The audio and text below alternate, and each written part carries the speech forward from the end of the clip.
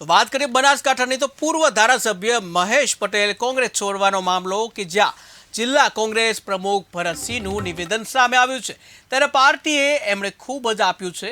ભરતસિંહ મહેશભાઈના જવાથી અમારા કાર્યકરોમાં કોઈ અસર થવાની નથી। નેતાનો લાભ લાલચમાં લોભ લાલચ જે છે તેમાં પાર્ટીઓ છોડીને જતા રહ્યા છે।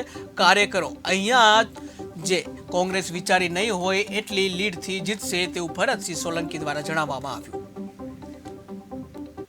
આજે અમને સમાચાર મળ્યા કે એમણે ભારતીય જનતા પાર્ટી જોઈન કરી છે એ અમને મુબારક।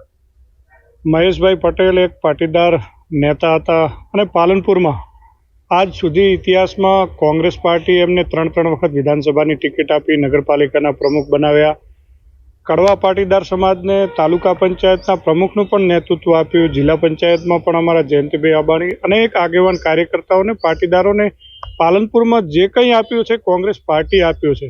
ત્યારે આજે મહેશભાઈ જે રીતે નિર્ણય કર્યો છે ખૂબ જ દુઃખદદાયક છે અને હું આપના ચેનલના માધ્યમથી કહું છું કે આવનારી લોકસભાની ચૂંટણીની અંદર ડંકાના ચોટથી અમે બનાસકાંઠાની સીટ જીતવાના છીએ અને હું તો ત્યાં સુધી કહું છું કે જિલ્લા કોંગ્રેસ પ્રમુખ તરીકે હું જાહેર નિવેદન આપું છું કે બનાસકાંઠાની સીટ બહુ મોટી માર્જિનથી અમે જીતશું અને પરિણામ જ્યારે આવશે ત્યારે જે ભારતીય જનતા પાર્ટી આ રીતે કોંગ્રેસના આગેવાનોને તોડીને લઈ જઈ રહી છે એના વિરોધમાં કાર્યકર્તાઓમાં પણ આક્રોશ બહુ ભયંકર છે અને અમે ડંકાની ચોટથી લોકસભા જીતશું।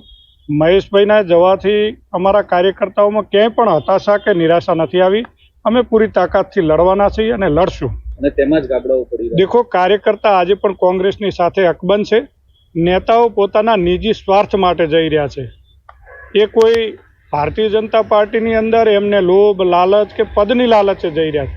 કાર્યકર્તાઓ પૂરી તાકાતથી કામ કરવાના છે અને લોકસભાની અંદર હું તમને કહું કે ચોક્કસપણે અમે જે આપ અપેક્ષા રાખો છો એના કરતાં પૂરા માર્જિનથી પૂરી તાકાતથી અમે જીતવાના છીએ અને બનાસકાંઠાને લોકસભાની સીટ કોંગ્રેસ પાર્ટી પૂરી તાકાતથી જીતશે।